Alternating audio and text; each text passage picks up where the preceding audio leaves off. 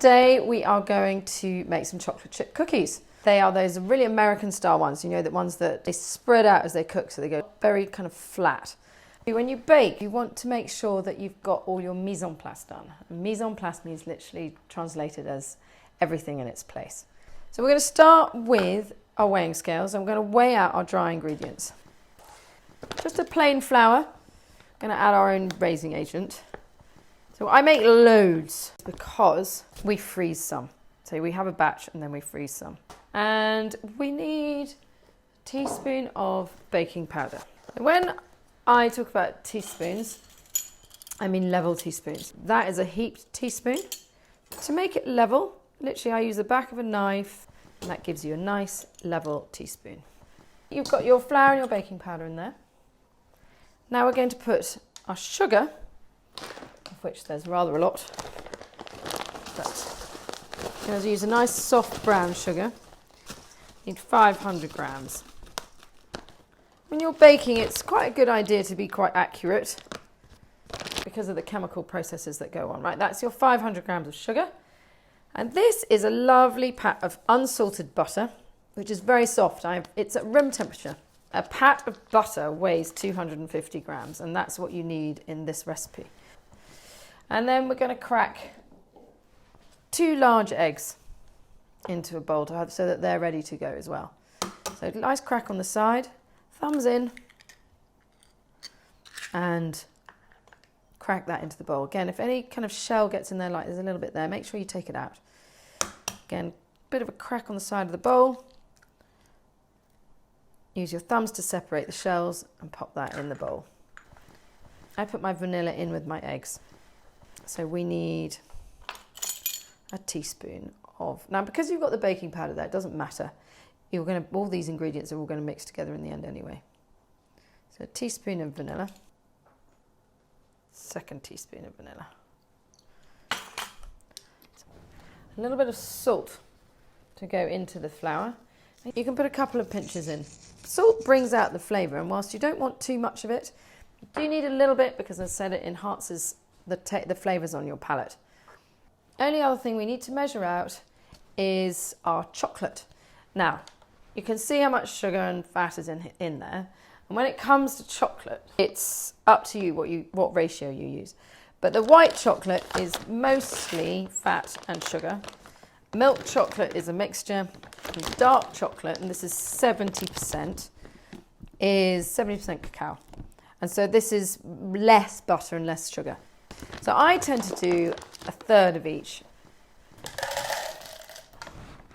I definitely like the dark chocolate because there's not so much fat in them. They hold their shape a bit more. They don't kind of melt into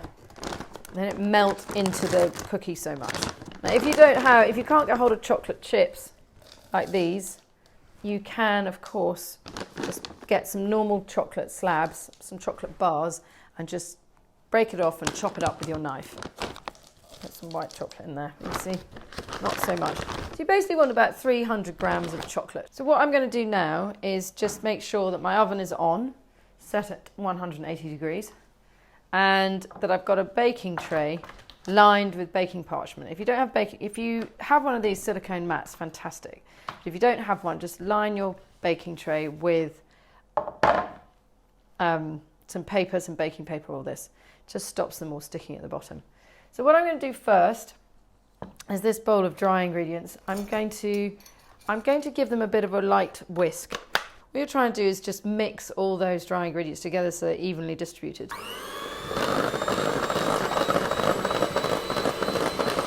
See, my bowl is spinning, my whisk is spinning, and I make sure the whisk hits the bottom of the bowl. So the next thing you're going to do is you're going to whisk your butter and your sugar together until it becomes paler in colour.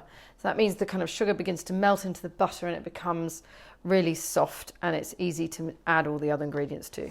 So just press your whisk down into that butter and just slowly kind of incorporate that butter into the sugar. Start again. I'm on the slowest setting at the moment, doing nice big sweeps. And look, I'm turning my bowl at the same time. And the reason I do that is so I don't get any blind spots, i.e. any bits I miss.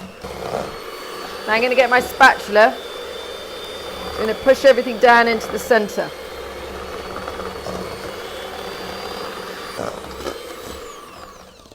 it's a bit smoother. It's all together one cohesive mixture, so you haven't got lumps of sugar and lumps of butter in there. I'm going to put in my eggs and my vanilla, and I'm going to start my whisk in those eggs just to whisk those up a bit. Then I'm going to slowly bring that into the buttery sugar mix. Turn up my speed, spin my bowl, spin my whisk. There we go. So that's your eggs, butter, sugar, vanilla, all whisked up together. Now I'm going to put in the flour, put it all in at once. So it's going to be quite heavy. You can do this, you can whisk this in using your whisk, or you can fold it in with a spoon. I find it's easier to do it like this. But again, slowly to start with. And I've got my whisk pressed firmly onto the bottom of the bowl. And I'm going to use my spatula to go down the side. As I said, this is a big recipe. When your flour is all incorporated like that, that is when you want to stop mixing. The thing about flour is the more you kind of whisk it, the more gluten it generates. And when you're making cookies, you don't necessarily want that in cakes. You don't want it when you're making cookies and cakes. You do want it when you're making flour and bread, but not when you're making cookies and cakes. So we're going to just, again, you can whisk this in, or you can fold it in using a spatula. You can press it into the mixture a bit more. And that is it. Now to get this off the whisks, I just let it run gently, but out of the bowl, and it'll slowly come off.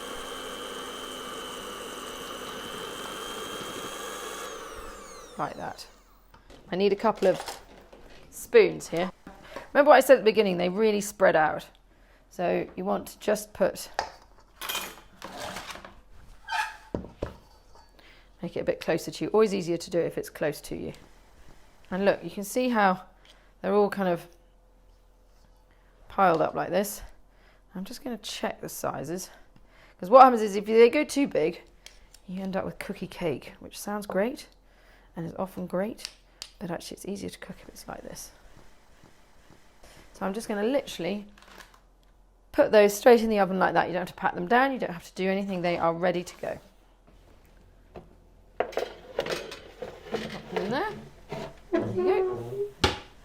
In the meantime, while they're cooking, what I'm going to do is wrap that dough into cling film so it can be ready for the freezer. Get yourself a sheet of cling film like this. Scoop out the dough into the cling film. Put it somewhere in the middle, and I've rolled the top with that, and I'm going to just smooth it out a bit. And then the idea is to turn it into a sausage. So I've rolled it over one, smoothing it out. You want to make it even, so as even as you can. Doesn't need to be perfect. Then I fold over the edges, and then we just finish the rolling. Roll it backwards and forwards, and then you have a cookie dough roll. So I'll do that again to show you. So get yourself some cling film. Remember that there's sharp edges on these things, so watch out, they can really grab you. Give you a nasty cut. So we're going to put that flat on here. Take out the remaining dough, and again, just kind of roll it over with one of these with a bit of the plastic. It just means that you can not get so covered in sugar and butter and flour. And just put that on there and just roll it again. Make it into a sausage, fold over your edges and roll it closed. Give it a roll. And the reason to put it into these sausage shapes is because when you put it in the fridge, what happens is it gets all hard. And you want to refrigerate it because of the raw egg, but you can actually cut off discs of cookie dough straight from here, and you can also freeze it. Now, that's about 5 minutes, so I'm going to have a look at my cookies in the oven. So you can see here, some of them have touched, but I'll show you how to deal with that, but they're still kind of very squishy in the center, and they need a couple more minutes. So what you want to do is just, while they're still hot, because the sugar is still soft, If any have stuck together, you just want to separate them now. It's much easier. And then you have to allow them to cool on the tray for a little bit. Otherwise what happens is they will just all kind of, because the sugar's still soft, they will all just completely crumble. Okay, so they've had about 5-10 minutes cooling down. And now they're still warm and they're still soft, so to handle them with care. But the sugar is beginning to recrystallize, which is why, and my tray is cool enough to touch. If it's not cool enough to touch, remember to use an oven glove. Anyway, this is now, if I just open one, they are soft and gooey in the middle and a little bit crispy and crunchy on the outside.